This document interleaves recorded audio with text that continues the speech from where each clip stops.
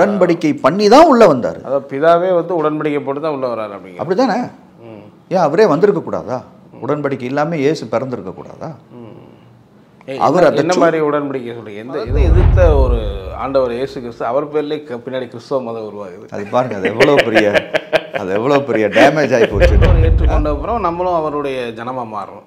இப்போ நம்ம இன்றைக்கும் வெளியுள்ள கிறிஸ்துவை ஏற்றுக்கொள்ளாத மக்களை புறஜாதின்னு தானே சொல்கிறோம். அப்படி சொல்கிறது கரெக்டுன்றீங்களா? இல்லை அது கிறிஸ்தவர்கள் எல்லாரும் எங்கே போகிறாங்கன்னு நினைக்கிறீங்க? நரகத்துக்கு போகிறாங்க. நரகத்துக்கு தான் போகிறாங்க. இப்போ நம்ம சபைகளில் எத்தனையோ கிறிஸ்தவர்கள் இருக்காங்க. இவங்கெல்லாம் செத்தா எங்கே போவாங்க? பரலோகத்துக்கு தானே போவாங்க. கண்டிப்பாக பரலோகத்துக்கு போக மாட்டாங்க. எதனால இப்படி சொல்கிறீங்க? ஒரு பெரிய க்ரௌடு, ஒரு 5000 பேர் 10,000 பேர் நான் சபையில் வச்சுருக்கிறேன், நான் டீச் பண்ணுறேன் அப்படிங்கும்போது அதை நம்ம சரின்றோமா தவறுன்றோமா? ஏன்னா நிறைய பெரிய பெரிய ஊழியர்கள் அதை செய்கிறாங்களா? இப்போ நான் வந்து எப்படி குழந்தைகளாக ஒரு நர்சரி ஸ்கூல் மாதிரி நம்ம ஒரு 1000 பேரை வச்சுருக்கோம். இது எந்த விதத்தில் கரெக்டு? இப்போ 100க்கு 100 நம்மளை செயலிழக்க செய்வது தான் இந்த மதம். பரலோகம் போகிறது நம்மளுடைய பாயிண்ட் கிடையாது. தேடுகிற வேண்டியர்கள் தான். நீங்கள் சில நாட்டுக்கெல்லாம் போனால் அங்கே எல்லாமே நாத்திரனாக இருக்கான். கடவுளே, நம்ம ஊரில் எல்லாருமே கடவுளை தேடுறவனா இருக்கான். ஆமாம், எல்லாத்துலேயுமே கடவுளே பார்க்குறாங்க. கடவுளை பார்க்குறான், கடவுளை தேடி என்னென்னமோ செய்கிறான். இவங்களுக்கு ஏன் கடவுளை நம்ம சொல்லலை? பிரச்சனையோட தானே இருக்காங்க. கரெக்ட். பாருங்க எவ்வளோ அழகாக இருக்கு. அந்த பிரச்சனைக்கே எங்கே சொல்யூஷன்? பைபிள் ரிவ்யூ சேனலில் உங்களுடைய சாட்சிகளையும் ஊழிய அனுபவங்களையும் பகிர்ந்து கொள்ள விரும்புனீங்கன்னு சொன்னால் எங்களுடைய வாட்ஸ்அப் நம்பரை கான்டெக்ட் பண்ணுங்கள். அது மட்டும் இல்லாமல் நீங்கள் ஃபாரினில் இருக்கீங்க அப்படின்னா உங்களை ஜூம் ரெக்கார்டிங் எடுக்கிறதுக்கும் நாங்கள் ரெடியாக இருக்கோம். ஸோ நீங்களும் எங்களை கான்டெக்ட் பண்ணலாம். உங்களுடைய வாட்ஸ்அப் நம்பர் 8428196238. இந்த வாட்ஸ்அப் நம்பருக்கு உங்கள் டீட்டெயில்ஸ்லாம் அனுப்புங்க. நிச்சயமாக உங்களுடைய அனுபவங்கள் பலருக்கும் விசுவாசத்தையும் பக்தி விருத்தியும் தூண்டுங்கிறத சந்தேகம் கிடையாது.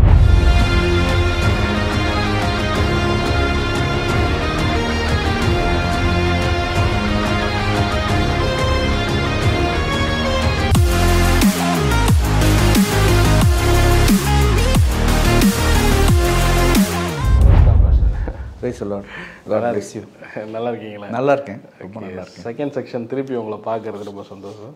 எனக்கும் ரொம்ப சந்தோஷம். பல டாபிக், அதான் நிறைய விஷயத்தில் நீங்கள் அனலைஸ் பண்ணிட்டு வந்திருக்கிறீங்க. சரி, உங்கள் லைஃப் சாட்சியெல்லாம் பார்க்கும்போது ப்ரொஃபஸராக இருந்து அப்படியே பாஸ்டராக இருக்கிறீங்க. ஸோ அப்படிங்கும்போது நிறைய விஷயங்கள் அனலைஸ் பண்ணியிருக்கீங்க. நிறைய டாபிக் பேசுகிறா, அது ஒவ்வொரு டாப்பிக்கில் வந்து நிறைய விஷயங்கள் தெரிஞ்சுக்கலாம்னு நினைக்கிறேன். சரி. ஸோ அதில் ஃபஸ்ட்டு இதுலேருந்து நான் மூவ் பண்ண விரும்புகிறேன். என்னென்னா, நீங்கள் சொல்லியிருக்கீங்க கிறிஸ்தவத்துக்கு எது கிறிஸ்தவர்கள் தான் அப்படிங்கிற மாதிரி ஒரு தலைப்பில் பேசிகிட்டு இருந்தோம். ஸோ எதனால் அப்படி சொல்கிறீங்க? இல்லை, கிறிஸ்தவன் தான் கிறிஸ்துவுக்கு எதிரி. கிறிஸ்தவன் தான் கிறிஸ்துவுக்கு எதிரின்றீங்க. ஓகே, ஒரு மதம் ரிலேட்டடாக அப்படி சொல்கிறீங்களோ? அதே மாதிரி கிறிஸ்தவர்களுக்கும் அதுதான் எதிரி. இயேசுவுக்கே எதிரி வந்து இந்த கிறிஸ்தவன் தான். Okay okay. அதே இயேசுவுக்கு எதிரிங்கன்னா நம்மளுக்கு அது எதிரி தான். ஆண்டவருக்கே அது எதிரி அப்படின்றீங்க. ஆண்டவருக்கு எதிரி. ஏன்னா ஆண்டவர் வந்ததே மதத்திலிருந்து மனிதனை மீட்கிறதுக்கு தான் வந்தார். ஆதியில் வந்து ஒரு குடும்பம் தானே இருந்துச்சு. கர்த்தர் வந்து ஏதேன் தோட்டத்தில் ஒரு மதத்தையோ ஒரு சர்ச்சையோ உருவாக்கலை. ஏதேன் தோட்டத்தில் கர்த்தர் ஒரு குடும்பத்தை உருவாக்குனார். அந்த குடும்பத்தில் பாவம் வந்துருச்சு. அதனால் சப்சிக்வெண்ட் டேஸில் வந்து ஒரு கர்த்தர் ஒரு மதத்தை, ஒரு ஸ்டாப் கேப் அரேஞ்ச்மெண்ட்டாக உருவாக்கினார், யூத மதம். இப்போ இயேசு கிறிஸ்துவே அந்த யூத மதத்தில் தான் பிறந்திருக்கிறார். இயேசு கிறிஸ்து இறந்த போது அந்த திரைச்சீலை மேலேருந்து கீழே வரைக்கும் கிழிஞ்சிருச்சு, கிழிக்கப்பட்டது. ஓகே. அந்த திரைச்சீலை பாதுகாத்த ஒரு விஷயம் என்னன்னா, மகா பரிசுத்த ஸ்தலம்ங்கிற ஒரு ஸ்தலம். அது வந்து தேவன் இருக்கிற ஒரு இடம். இந்த பூமியில் தேவனுடைய அட்ரஸ் அப்படின்னா அந்த மகா பரிசுத்த ஸ்தலம் தான். அதனால் இந்த திரைச்சீலை தான் அந்த மகா பரிசுத்த ஸ்தலத்தையும் இந்த உலகத்தையும் பிரிக்கிற ஒரு செப்பரேஷன் பாயிண்ட். அது அதை திறந்து காமிச்சிட்டாரு, இதுக்குள்ளே ஒன்றுமே இல்லைடா. அந்த மகா பரிசுத்த ஸ்தலம் காலியான பிறகு அந்த தேவாலயத்துக்கே மீனிங் இல்லாமல் ஆயிடுச்சு. அதனால தான் கிபி 70 அந்த தேவாலயம் இடிக்கப்பட்டுருச்சு, அவ்வளோதான். அதுக்கப்புறம் அந்த அந்த மகா பரிசுத்த ஸ்தலமும் கிடையாது, எருசலேமும் கிடையாது, அந்த தேவாலயமும் கிடையாது, அந்த மதமும் கிடையாது, ஒன்றுமே இல்லாமல் ஆயிடுச்சு. இங்கே மட்டும் இஸ்ரேல் ஜனங்களை மட்டும் ஆண்டவர் தேர்ந்தெடுக்கிறாரு அப்படின்னு ஒரு கேள்வி வருது, கேட்குறாங்க. ஒரு ஸ்பெஷல் அப்படி எடுத்துக்கலாமா அவங்கள? பேசிக்காக நீங்கள் அப்படி யோசிச்சிருக்கீங்களா? அந்த இஸ்ரேல் மக்கள் வந்து ஸ்பெஷலாக ஆனதுக்கு காரணம் இஸ்ரேல் மக்கள் இல்லை. Okay okay. அவர்களுடைய தகப்பனாகிய ஆபிரகாம். ஓகே. ஆபிரகாம் என்ன செஞ்சாருன்னா, ஆபிரகாம் தேவனோட ஒரு உடன்படிக்கை செஞ்சார், ஒரு அக்ரிமெண்ட் பண்ணார். அந்த அக்ரிமெண்ட் என்னன்னா, என்னுடைய மகனை நான் பலியாக கொடுக்குறேன், உங்கள் மகனை நீங்கள் பலியாக கொடுங்க. இந்த அக்ரிமெண்ட் தான் தேவனுக்கும் ஆபிரகாமுக்கும் இடையில உண்டான ஒரு அக்ரிமெண்ட். இந்த அக்ரிமெண்ட்டின் வழியாக தான் ஆண்டவர் இந்த பூமிக்குள்ளே என்டரே ஆனார். ஓகே. மிகப்பெரிய ஒரு மனிதன் அப்படின்னா அது ஆபிரகாம். உலக ரட்சகர் இங்கே வர்றதுக்காக ஆபிரகாம் வந்து இந்த மாதிரியான உடன்படிக்கை, இந்த காரியங்கள் நடக்குது பழைய ஏற்பாட்டில். ஸோ பழைய ஏற்பாட்டில் அப்போ ஆண்டவர் அங்கே கூட மக்களோட, அதுக்கப்புறம் ஆபிரகாம். அப்போ என்ன ஆயிடுச்சுன்னா, அந்த பிள்ளைகள் வந்து உயர் ஜாதி மக்களாக கருதப்பட்டாங்க பழைய ஏற்பாட்டில். மற்ற அனைவரும் புற ஜாதி. அப்போ இஸ்ரவேல் மக்கள் தான் வந்து உயர்ந்த ஜாதி, மற்ற உலகத்தில் இருக்கிற எல்லாரும், நம்ம இந்தியர்கள் எல்லாருமே தாழ்ந்த ஜாதி. ஸோ ஆண்டவருமே இஸ்ரேல் மக்களோட மட்டும்தான் அதிகமாக பேசிகிட்டு இருந்தார். ஏன்னா இஸ்ரேல் மக்களோட தான் வந்து அவர் பேசவே முடிஞ்சுது. இப்போ ஆண்டவரே வரும்போது கூட அவர் எல்லாத்துக்கும் வரல, இஸ்ரேல் மக்களுடைய காரியங்களுக்காக தான் அவர் வர்றாரு.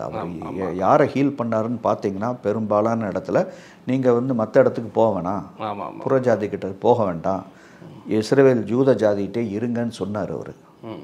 ஏன்னா அந்த ஒரு கட்டுப்பாடுக்குள்ளே தான் ஆண்டவராகி இயேசு கிறிஸ்துவே இருந்திருக்கிறார். ஏன்னா உடன்படிக்கை வந்து மற்ற ஜாதி பிள்ளைகளோட கிடையாது, அவருக்கு மற்ற யாரோடையும் கிடையாது. ஆனால் கடவுளுடைய இதுலேருந்து பார்க்கும்போது பழைய ஏற்பாட்டில் சூஸ் பண்ணி தானே அந்த ஜனங்களோட மட்டும் தானே அவர் பேசுகிறாரு. நாட் ஒன்லி புறஜாதியோட அவங்க பேசுன மாதிரி இல்லைல்ல. இல்லை, இப்போ நம்ம இந்திய தேசம் வந்திருக்கோம், மக்கள் பேச மாட்டாங்க, அவரையும் பேசுவார். குறிப்பிட்ட ஒரு ஜனங்களை மட்டும் எடுத்தால் ஸ்பெசிஃபிக்காக ஆகிறாங்களா, அது மாதிரி கேட்குறேன். அதுக்கு ஏன் காரணம்னா, கர்த்தர் பட்சவாதம் உள்ளவர் அல்ல. அதாவது கர்த்தர் வந்து உலகத்தை படைச்சு அதை ஆதாம்கிட்ட கொடுத்துருக்காரு. உலகத்துக்கு அதிகாரி ஆதாம். நான் ஆதாம் அதை வந்து என்ன பண்ணார், அதை வந்து பிசாசிட்ட வித்துட்டாரு. ஆமாம், பாவம் பண்ணி வித்துட்டாரு. அப்போது பிசாசு அதிகாரி, பூரா உலகத்துக்கும் அதிகாரி பிசாசு. ஆண்டவர் உள்ளே வர்றதுக்கே அவன் பர்மிஷன் கேட்டு தான் வரணும், அப்படி ஆகிப்போச்சு. அப்போ அவர் உடன்படிக்கை போட்டு தான் உள்ளே வந்தார். ஸோ ஆண்டவரே உடன்படிக்கை பண்ணி தான் உள்ளே வந்தார். அதாவது பிதாவே வந்து உடன்படிக்கை போட்டு தான் உள்ளே வர்றாரு. அப்படி தானே? ஏன் அவரே வந்திருக்கக்கூடாதா? உடன்படிக்கை இல்லாமல் இயேசு பிறந்திருக்கக்கூடாதா? அவர் என்ன மாதிரி உடன்படிக்கை சொல்றீங்க? எது உடன்படிக்கைன்னு சொல்றீங்க? ஆபிரகாமும் தேவனும் ஒரு உடன்படிக்கையை போடுறாங்க. ஓகே, நீ உன்னுடைய பிள்ளைய கொடு, அப்போ தான் நான் என் பிள்ளையை கொடுக்குறேன்னு ஒரு, அதுதான் உடன்படிக்கை. அந்த உடன்படிக்கையின் மூலமாக தான் இயேசு வந்து கன்னியின் வயிற்றில் ஆபிரகாமின் சந்தத்தில் பிறக்கிறாரு. குட்டியெல்லாம் சொல்லுவாங்க, ஈசாக்கு பதிலாக அந்த ஆட்டுக்குட்டியை பலியிடுங்கும் போது இதுதான் என்னுடைய அவருடைய ஆண்டோடைய குமாரனுக்கான சாயல்னு சொல்லுவாங்க. எல்லாமே ஒரு கரெக்டாக சொல்கிறார், கரெக்டாக வருது.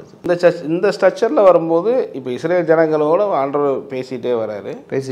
அப்புறம் கிரைஸ்ட் வரும்போது இன்னைக்கு இயேசு கிறிஸ்துவனுடைய ரத்தம் இந்த பூமியில் சிந்தப்படுது. அன்னைக்கு இந்த மதம்ங்கிறத மாறிப்போச்சு, உயர் ஜாதி தாழ்ந்த ஜாதிங்கிறது இல்லாமல் போயிடுச்சு. ஆண்டவர் அந்த இடத்துல சொல்கிறாரு, நீ பூமி எங்கேயும் போய் உலகம் சர்வ சிருஷ்டிக்கும் நீ சுவிசேஷத்தை சொல்லு. இனி வந்து யூதர்களுக்கு மாத்திரம் கிடையாது, அனைத்து ஜாதி மக்கள், அனைத்து மத மக்கள் எல்லாரும் உள்ளவர். அதனால இயேசு கிறிஸ்துவனுடைய சீஷர்களை பார்த்தீங்கன்னா எல்லாரும் இருப்பாங்க அதுக்குள்ள. அவருடைய ரத்தம் தான் வந்து எல்லாத்தையும் மாற்றினது. ஓகே, அதான் நாங்கள் ஆண்டோடைய மரணத்துக்கு அப்புறம் உலகம் முழுவதும் போய் சொல்லுங்கன்றாரு. ஆனால் ஜீசஸ் வந்து அந்த ஒரு குறிப்பிட்ட 3 வருஷம் வந்து ஃபுல்லாக அங்கே தான் அவங்களுக்கான இஸ்ரேல் மக்களுக்கு உள்ள மட்டும் தான் ஒரு ப்ரீச்சிங் நடக்குது. நான் என்ன நினைக்கிறேன்னா அந்த வந்து அவர் லிமிட்டடாக வச்சிருக்கிறார். ஓகே ஓகே, அதுக்குள்ளே மாத்திரம் செய்கிற மாதிரி வச்சுருந்துருக்காரு. அதே நேரத்தில் அவர் சமாரிய பெண்கிட்ட பேசுகிறாரு, கானானிய பெண்ணை நல்லா செய்கிறாரு, கிரேக்கர்களோட உறவாடுறாரு, எல்லாத்தோடையும் தான் அவர் இருக்கிறார். அவர் வந்து அந்த ஒரு இடத்துல கொஞ்சம் அது ஒரு கான்ட்ரவர்சி. அது இப்போ ஒரு ஸ்திரியை பார்த்து ஒரு பிள்ளைகளுடைய அப்போ வந்து நாய்க்கு போடும் அப்படிலாம் சொல்கிறார்ல, ஏன் ஆண்டவர் இந்த மாதிரிலாம் சொன்னார் ஒரு மாதிரி அப்படிங்கிறலாம் சொல்லப்படுது. ஒவ்வொருத்தங்க அதுக்கு வேறு மாதிரி இன்டர்பிரேட்லாம் பண்ணுறாங்க. நீங்கள் அதை என்ன எப்படி பார்க்குறீங்க? நான் என்ன நினைக்கிறேன்னா, ஒரு வேளை அது வந்து கர்த்தர் அவளை ப்ரொவோக் பண்ணுறதுக்காக சொல்லியிருக்கலாம்.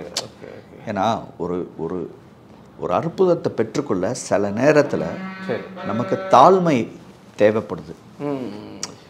இப்போ ஒரு மனிதன் வந்து அவனுடைய பெருமைங்கிறது ஒரு பேசிக் குணம், நம்ம எல்லாத்துக்கும் உள்ளேயும் இருக்கிறது தான் பெருமை. இப்போ தாழ்மை வந்து கர்த்தர் சில இடத்துல வந்து தாழ்மையாக இருக்கும்போது அந்த அற்புதம் நம்மளுக்குள்ளே வருது. அந்த தாழ்மையை அவள் அச்சீவ் பண்ணுறான்னு நான் நினைக்கிறேன். அந்த அச்சீவ் பண்ணும்போது அந்த மிரக்கிள் வந்து ஃப்ளோ ஆயிடுது. Okay okay. ஸோ பல இடங்கள் ஆண்டவர் அப்படி தான் இந்த மாதிரி அற்புதம் நடக்கிறதுக்கு முன்னாடி 5000 பேர் போஷிக்கிற முன்னாடி கூட அது கேட்குறாருல என்ன பண்ணலாம் அந்த டிஸ்கஷனில். அவருக்கு எல்லாமே தெரிஞ்சு கூட அது ஒரு என்ன சொல்கிற இந்த இடத்துல நான் அந்த மாதிரி நினைக்கிறேன். இல்லாட்டி அவர் ஏன் அந்த மாதிரி பேசணும்? Okay okay okay. அன்புள்ள ஆண்டவர் வந்து காணாமல் போன ஆட்டை தேடி போகிற ஒரு ஆண்டவர், அவர் எப்படி அப்படி பேசுவார்? ஓகே. பட் அதே மாதிரி வந்து பார்த்தீங்கன்னா ஆண்டவர் இருந்த பீரியடில் யூதர்கள் எல்லாமே அவர் எதிர்த்தாங்க. எல்லாமே வந்து இவர் மதத்துக்கு ரொம்ப விரோதமாக பேசுகிறாரு, அவர் தேவகுமாரன் சொல்லி தேவதூஷணம். ஸோ அப்போயே ஒரு எதிர்ப்பு தான் இல்லை, அவர் வரும்போதே ஒரு புரட்சிகரமான ஒரு அவருடைய போதனைகள் அவருடைய வார்த்தை எல்லாமே மதத்துக்கு அகெயின்ஸ்டாக தான் அவருடைய. அது வந்து நம்மளுடைய ஜென்ம சுவாபம்னு நான் நினைக்கிறேன். ஏன்னா நம்ம வந்து எதில் பிறந்து வளர்ந்தோமோ அதான் நம்ம ரைட்டுன்னு நினைக்கிறோம். ஒரு மதத்தில் பிறந்து வந்திருக்கிறார் ஒருத்தர், அவர்கிட்ட போய் நீ முதல்ல போய் சொல்லும்போது அவர் ஏற்றுக்கிறது கொஞ்சம் கஷ்டப்படுறாரு. ஒரு உண்மையை கேட்கும்போது அந்த உண்மையை அவங்கள டச் பண்ணுது, அப்போ அவங்க மனம் மாறுறாங்க. அப்போ இதே பரிசேயர்கள் பின்னாடி வந்து அவர்கள் ரட்சிக்கப்பட்டார்கள்னு எழுதியிருக்கு. இயேசு மரித்து அந்த அந்த உயிர்த்தெழுதலுக்கு பிறகு பார்த்தீங்கன்னா இதில் நிறைய பேர் அதனால நம்ம வந்து அவங்க 100க்கு 100 வந்து இயேசுவை எதிர்த்தாங்கன்னு சொல்ல முடியாது. ஒருவேளை அந்த இனிஷியல் டேஸில் அவங்க எதிர்த்திருந்திருக்கலாம். அப்புறம் அவங்க யோசிச்சு பார்க்குறாங்க, இது எப்படா இப்படி இருக்கு. ஆமாம், அப்படி மாறியிருக்காங்க. பட் ஆனால் ஸ்ட்ராங்காகவே நான் வந்து ஆண்டவர் சைட்லேருந்து கேட்குறேன். இப்போ ஆண்டவரே வந்து ஸ்ட்ராங்காகவே அந்த மதத்துக்கு போல்டாகவே இந்த மாதிரிலாம் இருக்காதீங்கிறது அவர் யூத மதத்தை ஃபாலோவே பண்ணலையே. இது ஒரு பெரிய மேஜர் ப்ராப்ளம் இல்லையா அவர்கிட்ட இருக்கும்போது? அவர் அந்த மதத்தையே ஃபாலோ பண்ணலை. மதத்தை எங்கெங்கே மீறணுமோ அங்கெல்லாம் மீறி அதில் தானே பிரச்சனையே திரளுது. ஸோ அப்படி மதத்தை எதிர்த்த ஒரு ஆண்டவர் இயேசு கிறிஸ்து, அவர் பேர்லேயே பின்னாடி கிறிஸ்தவ மதம் உருவாகுது. அது பாருங்க, அது எவ்வளோ பெரிய டேமேஜ் ஆகி போச்சுன்னு. மதத்தை எதிர்த்த மதத்தை ஒழிக்கணும்னு வந்த ஒரு ஆண்டவரே மத குருவா மாற்றி அவர் சொல்லி கொடுத்த அந்த நானே வழிங்கிறத வந்து நம்ம கிறிஸ்தவமாக மாற்றினது, அது பின்னாடி நம்ம மனிதர்கள் வந்து செய்த ஒரு காரணம். பட் ஆனால் இது வந்து ஆரம்ப காலத்திலே, இப்போ நீ அப்போஸ்தலர் காலத்திலே இங்கே ஆரம்பிச்சிருச்சு இல்லையா? கிறிஸ்தவர்கள்னு அப்பயே பிரிக்க ஆரம்பிச்சிட்டாங்க. கிறிஸ்துவ ஏற்றுக்கொண்டா நீ கிறிஸ்தவ மதம், அன்னைக்கே அதை அந்த பிரித்தது வந்து கிறிஸ்தவ ஏற்றுக்கொள்ளாதவர்கள். கிறிஸ்தவ அந்தியோகியா அப்படிங்கிற ஒரு இடத்துல இந்த கும்பலுக்கு பேரெல்லாம் கிறிஸ்தவர்கள் அப்படின்னு சொல்லி அவங்க ஒரு பேர் வச்சாங்க. அதான் அப்படியே அந்த பேர் வந்து இன்னைக்கு அப்படி நம்ம பேராகவே ஆகிப்போச்சு. ஆண்டவர் நம்மளை இன்னைக்குமே கிறிஸ்தவர்னா கூப்பிட்டாரு, என் சொந்த ஜனம்னு கூப்பிட்றாரு, பரிசுத்த ஜாதின்னு கூப்பிட்றாரு, சொந்த ஜனம் என் குடும்பம்னு சொல்கிறாரு. அப்போ நம்ம தேவனுடைய குடும்பத்தார்கள். தேவனுடைய குடும்பத்தாருங்கும் போது இப்போ நம்ம வந்து எப்படி புறஜாதி அந்த பைபிளில் புறஜாதிங்கும்போது நம்மளும் அதில் இருந்தோம். இப்போ ஆண்டவரை ஏற்றுக்கொண்ட அப்புறம் நம்மளும் அவருடைய ஜனமாக மாறுறோம். இப்போ நம்ம இன்றைக்கும் வெளியுள்ள கிறிஸ்துவை ஏற்றுக்கொள்ளாத மக்களை புறஜாதின்னு தானே சொல்கிறோம். அப்படி சொல்கிறது கரெக்டுன்றீங்களா? இல்லை நீங்கள் ஒரு மனிதன் இயேசு கிறிஸ்துவை ஏற்றுக்கொள்ளும் போது அவன் கிறிஸ்தவனா மாறுறான் தானே நீங்கள்? ஆமாம் ஆமாம், அப்படி கிடையாது. இல்லை, பொதுவாக நம்ம அப்படி தானே பேசுகிறோம். அதுதான் தப்பு. கிறிஸ்தவ குடும்பத்தில் ஒருத்தர் பிறக்கிறாருன்னு வச்சுக்கோங்க, அவர் இறந்தா எங்கே போவார்?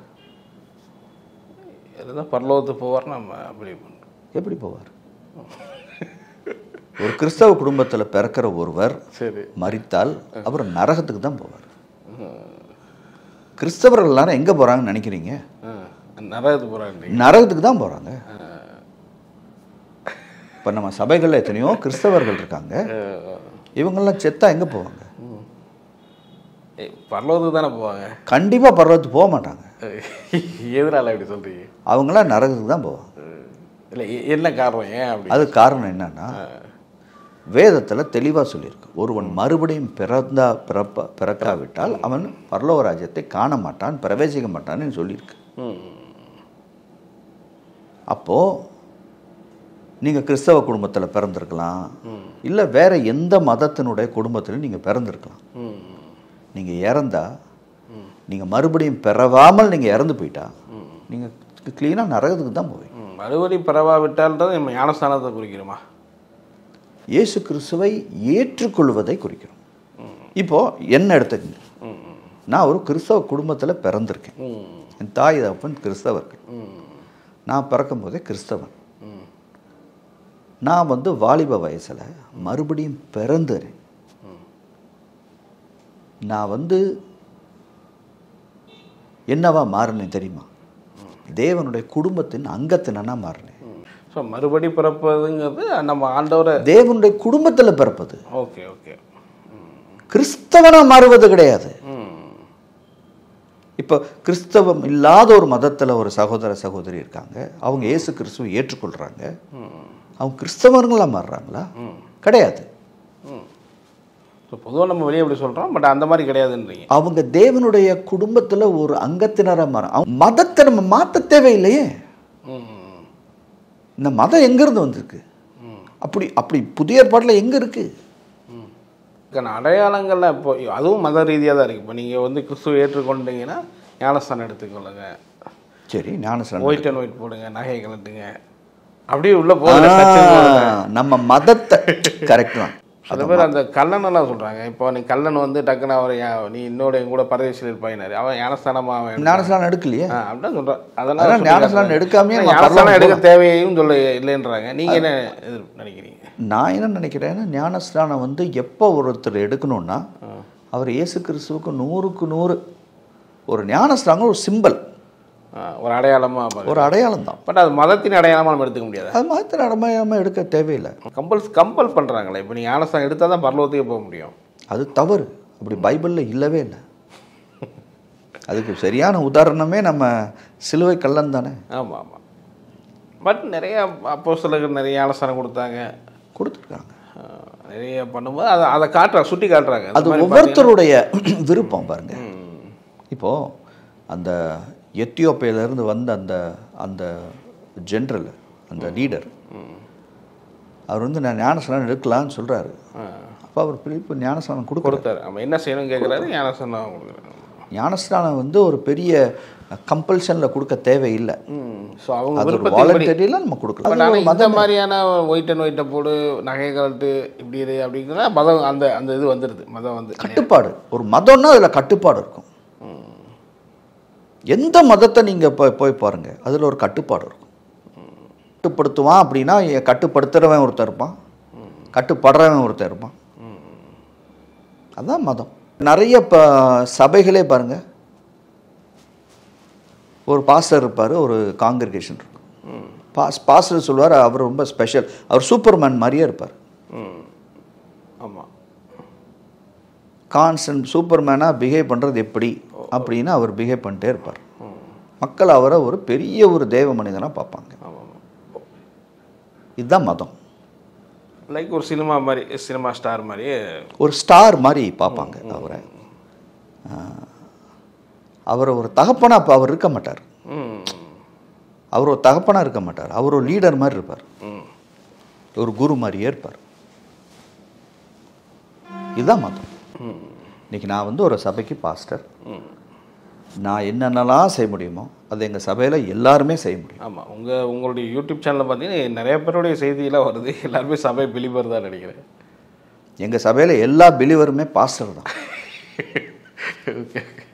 Okay okay. எங்கள் சபையில் எல்லா பிலிவருமே அப்போஸ்டல்ஸ் தான்.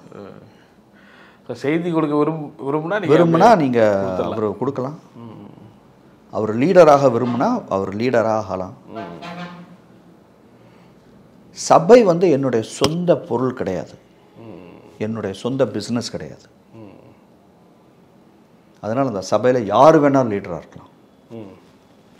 இன்றைக்கி நிறைய சபைகளில் பிரச்சனை என்னென்னா, பாஸ்டருக்கு அப்புறம் யார் லீடர் பார்த்தீங்கன்னா பாஸ்டர் பிள்ளைங்க தான் லீடர். இது ஏன் இப்படி வருதுன்னா கிறிஸ்தவ மதம் இது.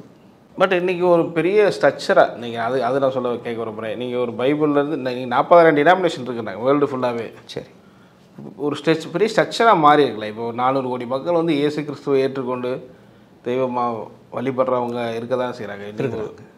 பாதிக்கு பாதி வந்துருக்கு. நல்லா ஒரு க்ரோத் தானே இது வந்து ஒரு சரியான க்ரோத். அப்போ உலகமே இயேசு கிறிஸ்துவை ஏற்றுக்கொள்ளும். தானியல் 2:44 பரலோகத்திலிருந்து கீழே வந்து விழுந்த அந்த கல் எல்லா கல்லையும் நொறுக்கி அந்த ஒரு கல் தான் பெரிய மலையாக மாறும்னு ப்ராஃபஸியே இருக்கே. நிறைய பேர் பண்ணுறாங்களே. இப்போ நீங்கள் வந்து நான் பேரை மாற்ற மாட்டேன், இந்த பேர் இருக்கட்டும், பழைய பேரே இருக்கட்டும் அப்படின்னு சொல்லிட்டு இருக்கிறவங்களும் இருக்க தான் செய்கிறாங்க. சரி, ஆனால் ஞானஸ்தானம் எடுக்கிறாங்க. ஆனால் அவங்களுக்கான ஒரு அடுத்த இது பார்த்திங்கன்னா ஒரு சர்ச்சுக்குள்ளே போகிறாங்க, அந்த டினாமினேஷனுக்குள்ளே ஐக்கியம் வராங்க, அதனுடைய செயல்பாடுகளுக்குள்ளே போகத்தானே செய்கிறாங்க ஆட்டோமேட்டிக்காக. அப்போ அவங்க அடுத்து என்ன பண்ணணும்னு நினைக்கிறீங்க? இப்போ நீங்கள் அவங்களுடைய ஃபாலோஅப்பில் என்ன இப்போ எப்படி வரணும்னு நினைக்கிறீங்க? என்ன செய்யணும்னு நினைக்கிறேன்னா, அவர் அந்த சர்ச்சை விட்டு போகணும்னு நினைக்கிறேன். இப்போ எங்கள் சபைக்குள்ளே ஒருத்தர் வர்றாரு. சரி, அவர் என்ன செய்யணும்? அவர் வந்து ஒரு 3 வருஷமோ 7 வருஷமோ எங்கள் சபையில் இருக்கலாம். அதுக்கப்புறம் அவர் எங்கள் சபையை விட்டு போயிடணும். போய் அவர் ஒரு சபையை ஆரம்பிக்கணும். அவர் அநேகர் இயேசுக்குள்ளே நடத்தணும். இல்லை அந்த மாதிரி தான். இப்போ சபையை ஆரம்பிக்கும் போதே பார்க்குறவங்களுக்கு அது ஒரு கிறிஸ்தவ இது அப்படி தானே கேட்குறேன். இப்போ நீ அந்த மாதிரியான ஒரு ரூட்டை தானே போகும். அது இல்லை, அதாவது இதை கரெக்டாக நம்ம புரிஞ்சுக்கணும். இப்போ எல்லாரும் இப்போ நான் ஒரு நான் என்ன நினைக்கிறேன்னா, என்னோடய சபையை நான் வளர்க்கணும்னு நினைக்கிறேன். சரி, கர்த்தர் வந்து இந்த சபையெல்லாம் கர்த்தர் உடைய சித்தம் என்னன்னா ஆண்டவருடைய ராஜ்யத்தை வளர்க்கணும்னு. இன்னைக்கு நம்மளுடைய எல்லா எண்ணமும் சபை சபை சபை. ஆமாம், நீங்கள் சபைக்கு வரணும், இந்த சபையிலேயே அப்படியே இருக்கணும், உங்கள் பிள்ளைங்க வரணும், இந்த சபை வந்து பெருசாக ஒரு மெகா சர்ச்சாக மாறணும். ஆமாம் ஆமாம், இதுதான் நம்மளுடைய எண்ணமாக இருக்கு. இந்த எண்ணமே தப்பு. ஆண்டவருடைய எண்ணம் வந்து சபை இல்லை, ஆண்டவருடைய எண்ணம் வந்து ராஜ்யம், பூமி.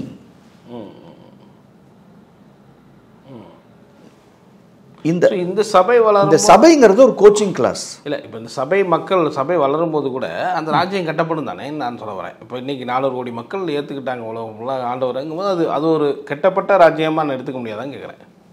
ஆண்டவர் ராஜ்யத்துக்கு இப்போ மிகப்பெரிய ஒரு அன்னைக்கு ஒரு 12 சீசர்கள் இருந்தாங்க. அவர் திருப்பி பரலோகம் போகும்போது ஒரு 500 பேர்கிட்ட இருந்தாங்கன்னு சொல்கிறாங்க அவர் போகும்போது பார்த்தது.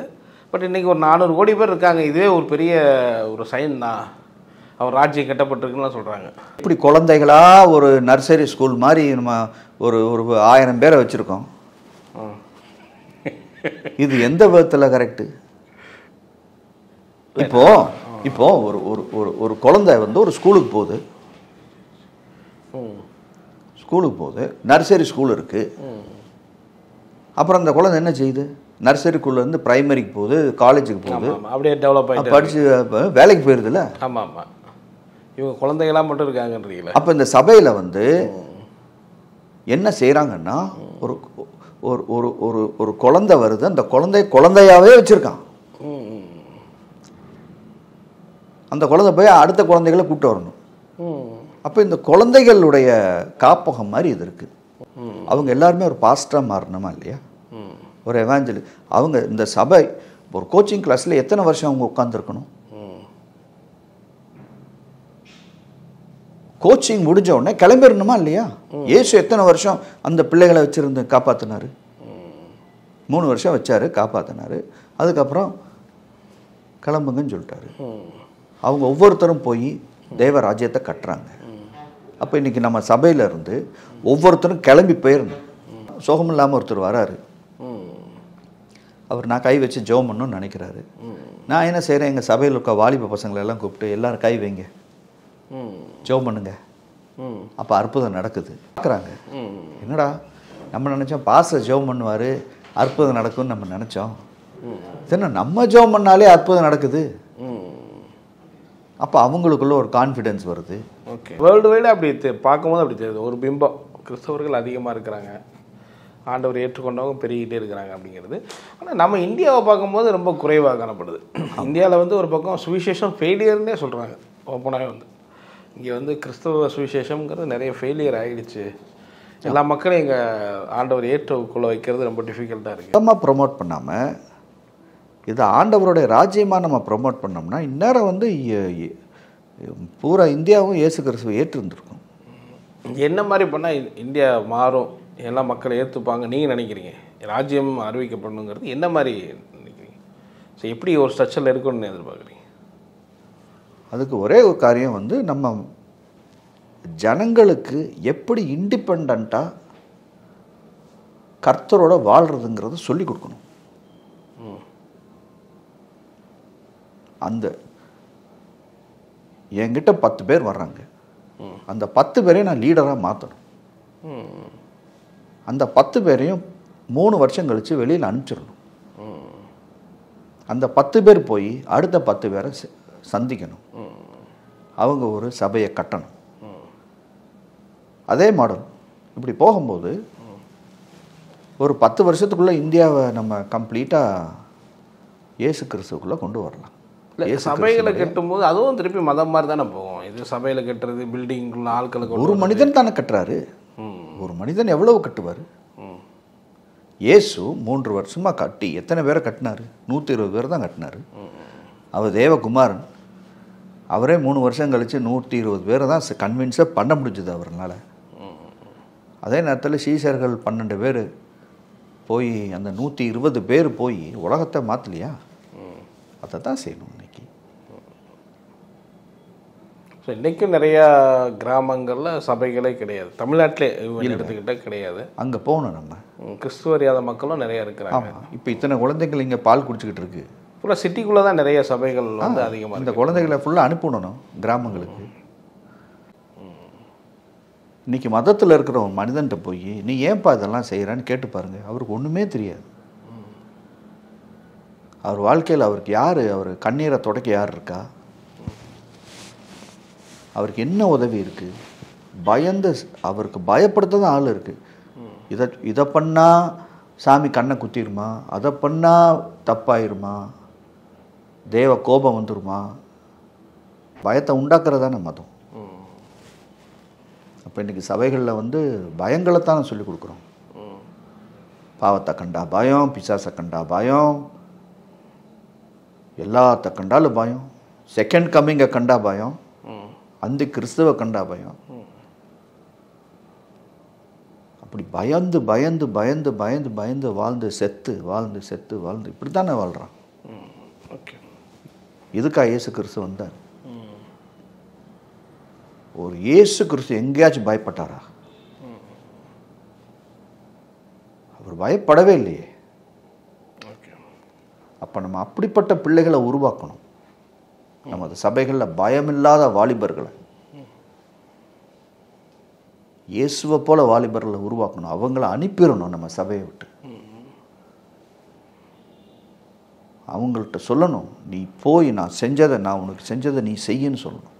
இப்போ நீங்கள் ஒரு பெரிய க்ரௌடு, ஒரு 5000 பேர் 10,000 பேரை நான் சபையில் வச்சுருக்கிறேன், அதை நான் டீச் பண்ணுறேன் அப்படிங்கும்போது அதை நம்ம சரின்றோமா தவறுன்றோமா? ஏன்னா நிறைய பெரிய பெரிய ஊழியர்கள் அதை செய்கிறாங்களா? இப்போ நான் அதை செய்யலாமே.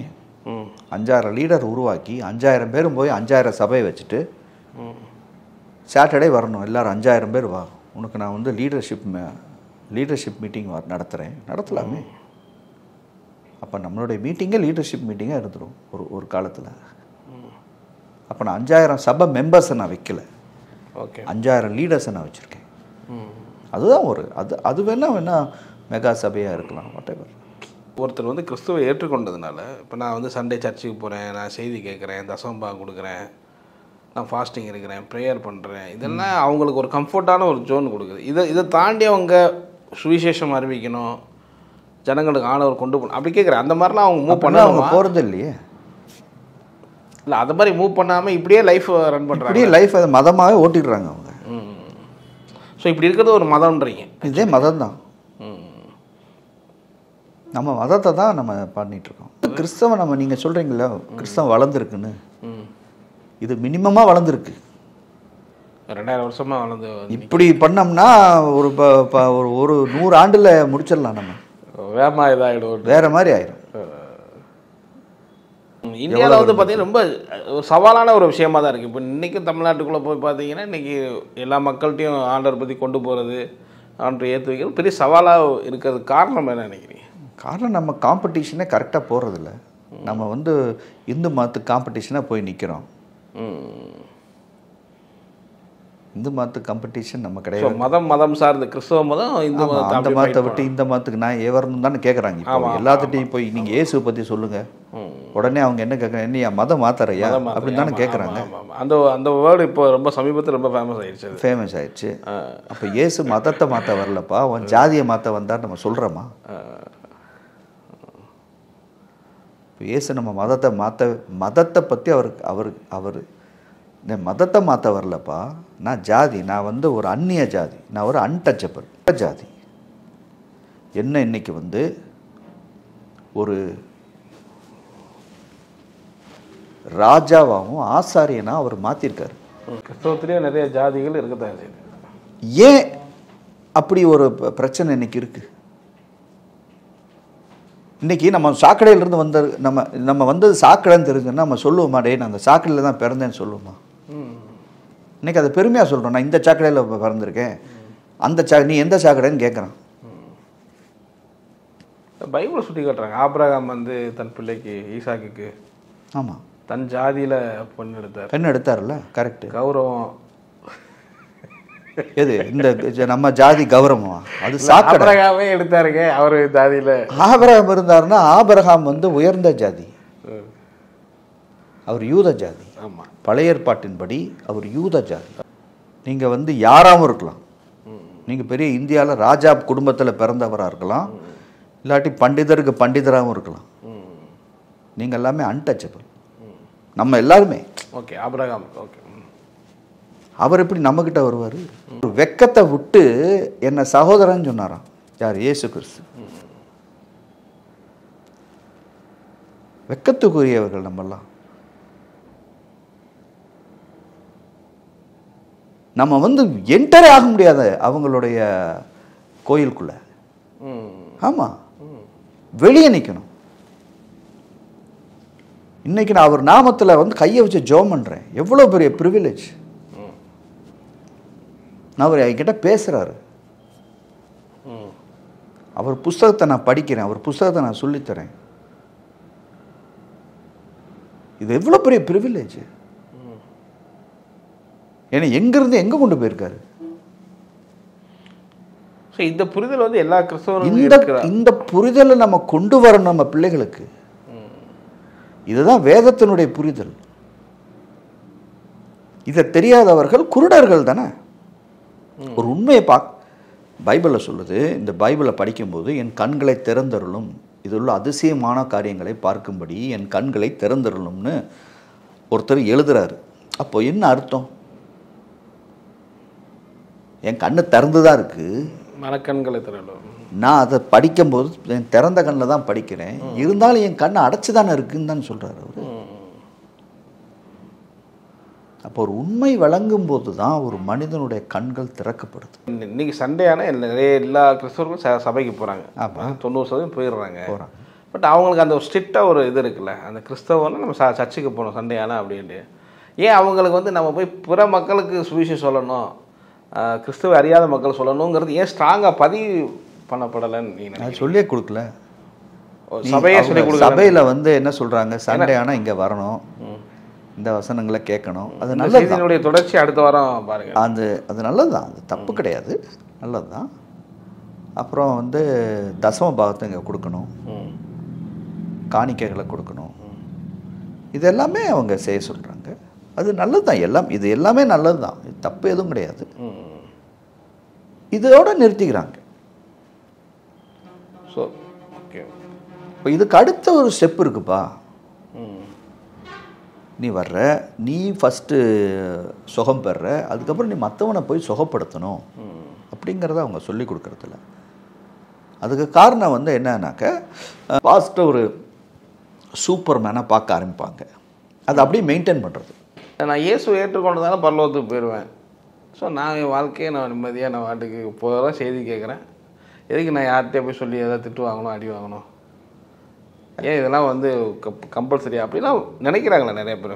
ஆமாம், கர்த்தர் வந்து ஒரு மனிதனை இந்த பூமிக்கு எதுக்கு அனுப்பினார் சொல்லுங்கள்.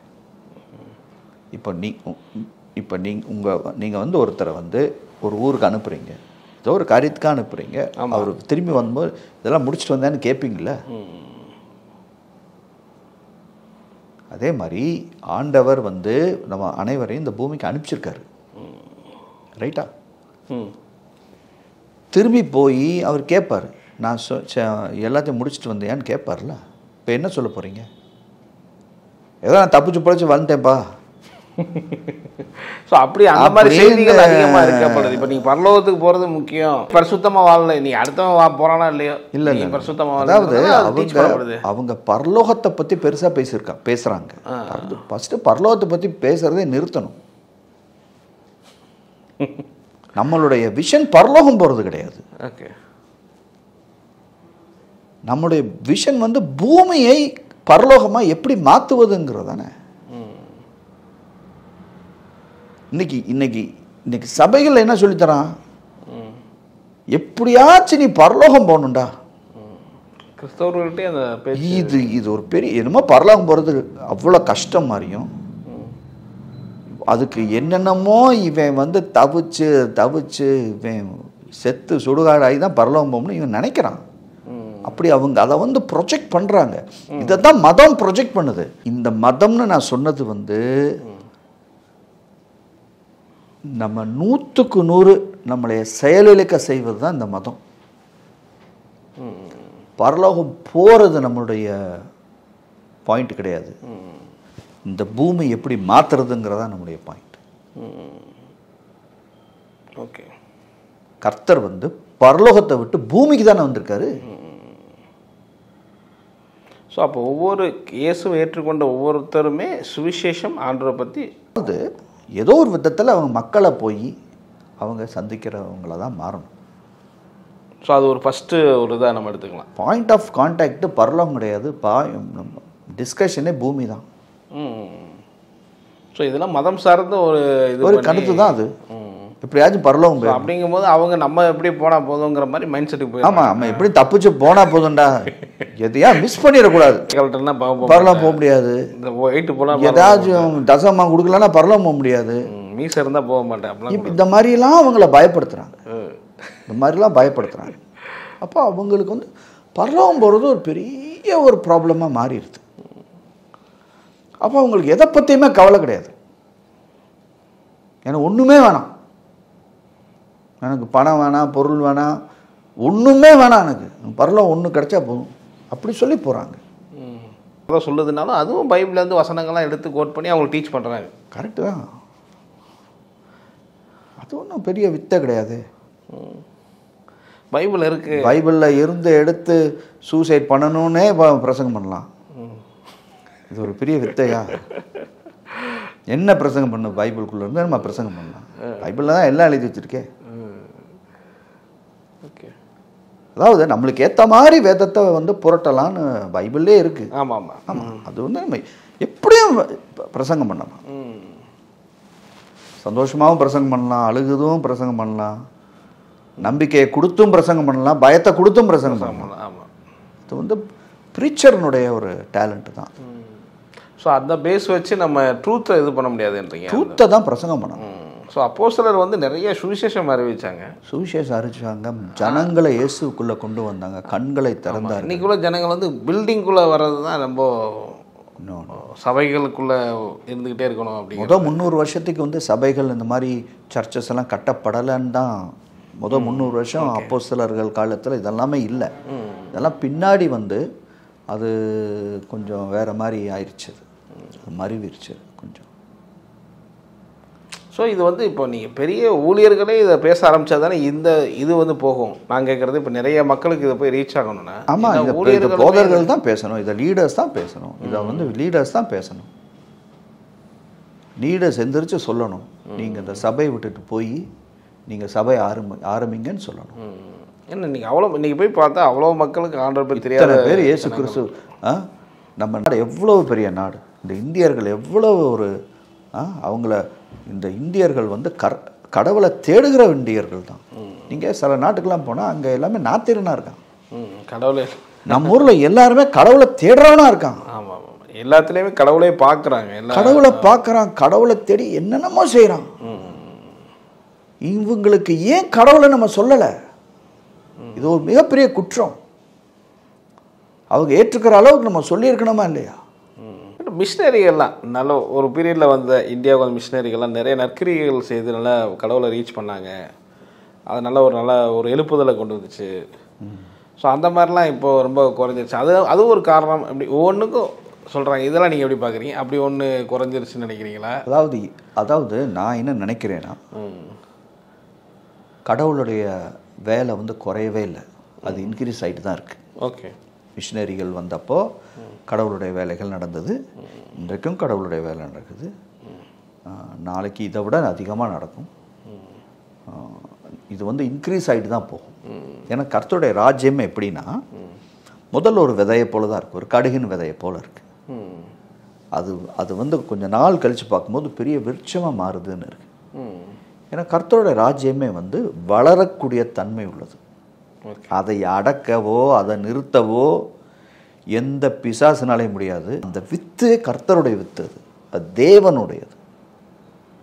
அதை நிப்பாட்டவோ அதை வந்து திசை திருப்பவோ அது வந்து இந்த உலகத்தில் யாருக்கும் அதுக்கு மேலே அதிகாரம் கிடையாது. கிறிஸ்து வந்து வானத்திலிருந்து ஒரே ஆள் இந்த பூமிக்கு வந்தார், ஒரு ஆள் தான் வந்தார். இன்றைக்கு கோடிக்கணக்கான மனிதர்கள் இயேசு கிறிஸ்துவனுடைய சீஷர்களாக இருக்காங்க. அது கூடிட்டே போகும், அதெல்லாம் நிறுத்தலாம் முடியாது. அது வந்து அது வேறு லெவலில், அது வேறு சிஸ்டமில் அது வளர்ந்துக்கிட்டு இருக்கு. ஸோ அது வளர்ந்துட்டே தான் வருது. அது நீங்கள் நம்ம சொன்ன மாதிரி அது வேர்ல்டு ஃபுல்லாக பார்க்கும்போது ஃபிகர் அதிகமாகிட்டு தான் இருக்குது. ஆனால் இந்தியாவில் வந்து அந்த இது வந்து ரொம்ப குறைவாக தான் இருக்குது. நம்ம கிறிஸ்தவர்கள் வந்து சபைக்குள்ளே அடைக்கப்பட்டாங்கல்ல, இதெல்லாம் இவங்க அவுத்து விட்டாங்கனாக்க இந்தியாவில் வந்து இன்னும் அதிக எழுப்புதல் உண்டாகும். ஸோ இதுக்கு வந்து ஊழியர்கள் தான் அதுக்கான ஸ்டெப்பு எடுத்து சொல்லணும்ன்ற சொல்லாமல்ல. இப்போ நீங்களாம் ஹவுஸ் ஆஃப் ப்ரேயர் வச்சு நிறைய அங்கங்கே ஸ்ப்ரெட் பண்ணுறீங்க, அது மாதிரி நம்ம பண்ணணும். எல்லாருமே இப்படி பண்ணாக்க பெரிய காரியங்கள் நடக்கும். பாஸ்டர் எல்லாத்தையுமே பிரசங்கம் பண்ண விடணும், எல்லாத்துக்கும் அதிகாரம் கொடுக்கணும், எல்லாத்தையும் ஜெபிக்க சொல்லணும். என்கிட்ட தான் வரம் இருக்குது, எல்லாரும் என்கிட்ட வாங்க, நான் ஜெபம் பண்ணுறேன், நான் 40 நாள் உபவாசம் இருக்கிறேன், உங்கள் ஜெப குறிப்புகள்லாம் எனக்கு எழுதுங்க அப்படின்னு ஒரு லீடர் சொல்லும்போது ஆட்டோமேட்டிக்காக ஒரு குழந்தைகளாக மாற்றுறாரு பிள்ளைகளை ஃபுல்லாக. நம்மக்கிட்ட ஜெபிக்க வரவனை நீ ஏன் என்கிட்ட ஜெபிக்க வர, அவர் எனக்கு அப்பா உனக்கு அப்பா தானே, நீ கேளு அப்படின்னு சொல்லி கொடுத்தோம்னா அவன் நம்மகிட்ட ஏன் வரான் ஜெபிக்க? ஜாதி மக்கள் தான் நாங்கள் இது பண்ணுறோம், ப்ரேயர் பண்ணுறோம் அவங்களுக்கு. சரி, கிறிஸ்துவை அறியாத ஜனங்கள் தான் எங்கிட்ட வர்றாங்க. நல்லது. ஸோ கிறிஸ்துவை தெரிஞ்சவங்களாம் சபைக்குள்ளே தான் இருக்கிறாங்க. அவங்களாம் கிறிஸ்துவ மக்கள்லாம் அங்கங்கே போய் கரெக்டு தான். அவங்களாம் வந்து எங்கிட்ட வந்து அதிகமாக யாரும் வர்றதில்லை. அப்படின்னு பரவாயில்ல, நல்லது தான். அப்படி ஒரு வேலை இருந்ததுன்னா beautiful, I appreciate. Okay. So கிறிஸ்தவர்களே அப்படி இருக்கிறது சரியில்லைன்றீங்க. ஒரு குழந்தையாக இருக்கிறவங்க குழந்தையாகவே கடைசி வரைக்கும் இருக்கிறது அது எதுக்காக? எங்கள் அப்பா கிட்ட போகிறதுக்கு நான் ஏன் உங்ககிட்ட வரணும்? அவர் எனக்கு அப்பா, நான் உங்ககிட்ட எதுக்கு ரெக்கமெண்டேஷன் வரணும்? ஐயா நீங்கள் எங்களுக்கு ஜெபம் பண்ணுங்க, அப்போ தான் அவர் கேட்பார். அதுக்கு ஏன் வரணும்? ஓகே. இந்த டீச்சிங் வந்து உள்ளுக்குள்ளே வந்துட்டு தான் இருக்குது. இது இப்போ எல்லா சபைகளுக்குள்ளேயும் வந்துட்டு தான் இருக்குது இந்த டீச்சிங். இதை எல்லாருமே வந்து ஆமோதிப்பாங்க. இது இன்னும் கொஞ்ச நாளில் வந்து இந்தியாவில் எல்லா சபையிலும் மாறி போயிடும். மாறிடும். தமிழ்நாட்டில் எல்லா சபையும் மாறிடும். ஸோ கிறிஸ்துவை ஏற்றுக்கொள்ளாத ஜனங்களுக்காக நான் சில கேள்வி கேட்குறேன். இப்போ நீங்கள் ஒரு கிறிஸ்துவை ஏற்றுக்கொள்ளா வந்து எல்லாமே எங்களுடைய எல்லாமே இருக்குது, நீங்கள் சொல்கிறது எங்கள் மதத்துலேயே இருக்குது, நான் ஏன் உங்கள் மதத்துக்கு வரணும், ஏன் கிறிஸ்தவத்துக்கு வரணும், ஏன் ஆண்டவரை நாங்கள் ஏற்றுக்கொள்ளணும் அப்படின்னு கேள்வி கேட்குறாங்க. சரி, அவங்களுக்கு என்ன நம்ம சொல்லுவோம்? அவங்களுக்கு நம்ம ஒன்றுமே சொல்லக்கூடாது. நீங்கள் நல்லா போங்கன்னு சொல்லுவோம். ஓகே. ஒருத்தன் வயிறு ஃபுல்லாக நிறைஞ்சிருக்கு, சரி, அவங்ககிட்ட போய் நீங்கள் வந்து நான் திண்டுக்கல்லேருந்து பிரியாணி வாங்கிட்டு வந்தேன்னு கொடுத்தா சாப்பிடுவாரா? அவர் சாப்பிட மாட்டார். இது வந்து மனிதனுடைய ஒரு தன்மை.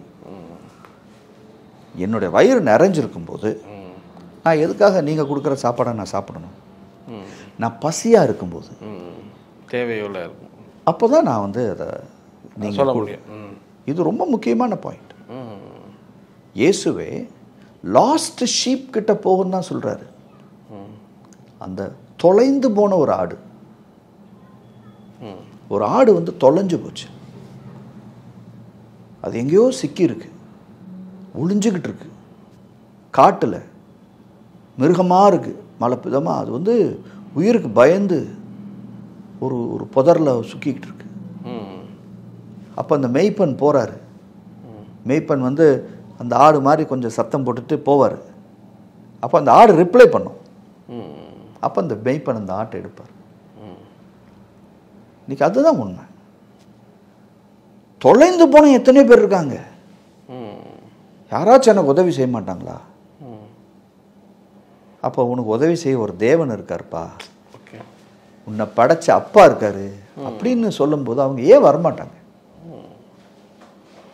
ஏன் வரமாட்டாங்க? கண்டிப்பாக வருவாங்க.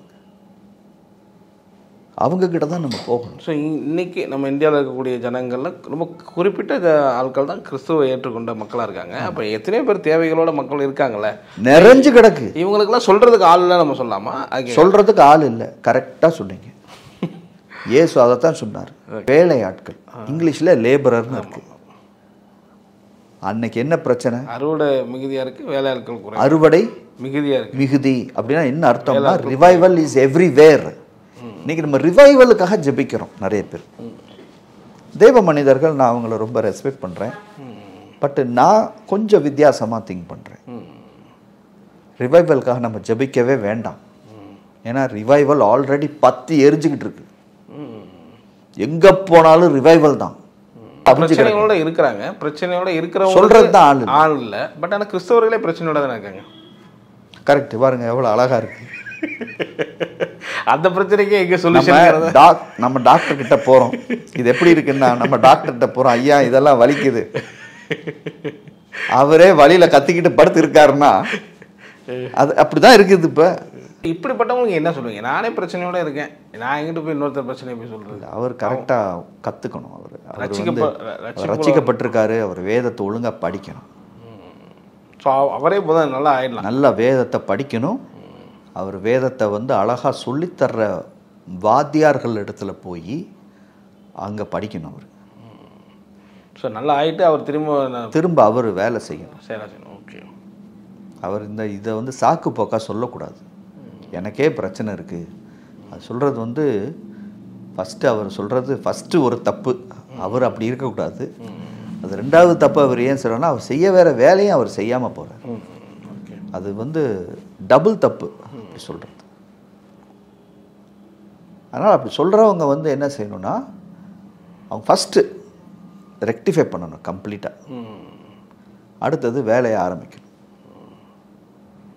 எனக்கு அந்தளவுக்கு பேச வராது, எனக்கு செய்தியெல்லாம் கொடுக்க வராது, ஒருத்தர்கிட்ட போய் அப்படி பேசியெல்லாம் ஊழியக்காரங்க மாதிரி நான் பண்ண முடியாது அப்படின்னா சொல்கிறவங்களுக்கு அப்படி சொல்கிறாங்க. எனக்கு போய் ஒருத்தர் மாதிரிலாம் சுவிசேஷம் பாஸ்டர் மாதிரிலாம் பேச முடியாது. பாஸ்டர் மாதிரிலாம் பேசவே வேண்டாம். இப்போ அந்த சமாரிய பெண்ணு இருந்தா அவள் போய் என்ன சொன்னா? அவள் பெரிய பாஸ்டரா? அந்த பொண்ணே வந்து அவளுடைய வாழ்க்கையே வந்து ரொம்ப பிரச்சனையுள்ள ஒரு வாழ்க்கை தான். அவள் போய் அங்கே ஒருத்தரை நான் பார்த்தேன் அப்படின்னு சொல்லி என் வாழ்க்கையில் நடந்ததெல்லாம் சொல்லிட்டாரு அப்படி சொன்னான். அதனால் சில நேரத்தில் நம்ம பெருசாக சொல்ல தேவையில்லை. நம்ம சில வார்த்தைகளை சொன்னால் கூட போதும், அதுவே போதும், அதுவே போதும். பட் எனக்கு அதுக்கு டைமில் நிறையா நான் சம்பாதிக்கிறேன், எனக்கு பணமாக கொடுத்துட்றேன், யாராவது ஊழிய போகான்றவங்களுக்கு சப்போர்ட் பண்ணுறேன். சரி, அப்போ பணமாக கொடுத்துருங்க. நான் என்ன நினைக்கிறேன்னா, இப்போ ஊழியங்களுக்கு பணம் தேவை. ஆமாம், அதை ஒருத்தர் இரவு பகலாக சம்பாதிக்கிறாருன்னு வச்சுக்குவோம். சரி சரி. இப்போ அந்த பணத்தை அவர் ஊழியர்களுக்கு இடத்துல அந்த ஊழியம் செய்கிற போய் இந்த மாதிரிலாம் நம்மளால செய்யறவங்களுக்கு நீங்கள் நல்லா செய்யுங்கப்பா அப்படின்னு போய் அவர் ஆசீர்வாதமாக கொடுக்குறாரு, அதுவும் பரவாயில்ல தான். ஒரு சிலர் ஆல்ரெடி இப்படியும் வச்சிருக்கிறாரு இல்லையா, ராஜ்யத்து கட்டுறதுக்கு பணத்தை சப்போர்ட் பண்ணுற அளவுக்கும் கர்த்தர் ஆட்கள் அனுப்பியிருக்காரு, வச்சுருக்காரு. அதிகமாக வந்து வார்த்தையை தியானிக்கிறவங்க, அதிகமாக பைபிள் படிக்கிறவங்க, அதெல்லாம் அவங்களுக்குள்ள ஆட்டோமேட்டிக்காக வெளியே மக்களுக்கு சொல்லக்கூடிய மைண்ட் செட்டுக்கு போயிடுறாங்க. ஸோ அதிகமாக அந்த மாதிரி டச் இல்லாதவங்க தான் ஒரு வேளை அதிகமாக வார்த்தையை படிக்கணுங்கிறது கர்த்தருடைய ஒரு விருப்பம். அதனால தான் அவர் ஒரு புஸ்தகத்தை தான் நம்ம கிட்ட கொடுத்துருக்காரு. அதனால வந்து கர்த்தரே வந்து படிக்கணும்னு தான் விரும்புகிறார். நம்ம அனைவரையும் நல்லா படிக்கணும். கிறிஸ்து வந்து எல்லாத்தையுமே நேசிக்கிறார். உலகத்தில் அவரை ஏற்றுக்கொண்டவங்களையும் நேசிக்கிறார், ஏற்றுக்கொள்ளாதவங்க நேசிக்கிறார். ஸோ அப்படிங்கும்போது பிற மக்கள் இதை பார்க்குறவங்க வந்து ஓகே, நான் எல்லா கடவுள்களோடய அவரையும் ஒரு கடவுளாக நினைக்கிறேன், ஸோ நானும் அவரை பிலீவ் பண்ணுறேன் அப்படி சொல்கிறவங்க இருக்க தான் இருக்கிறாங்க.